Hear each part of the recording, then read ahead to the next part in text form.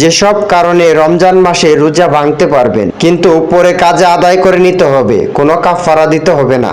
Number 1, মুসাফির অবস্থায় রোজা ভাঙা জায়েজ আছে, কিন্তু পরে কাজা আদায় করে নিতে হবে।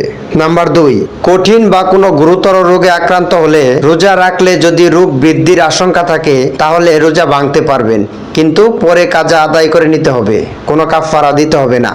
নাম্বার 3, মাতৃগর্ভে সন্তানের ক্ষতির আশঙ্কা থাকলে গর্ভবতী মাদের রোজা রাখলে যদি মাতৃগর্ভে সন্তানের কোনো ক্ষতির আশঙ্কা হয় তাহলে উক্ত গর্ভবতী মা রোজা ভাঙতে পারবে, কিন্তু পরে কাজা আদায় করে নিতে হবে।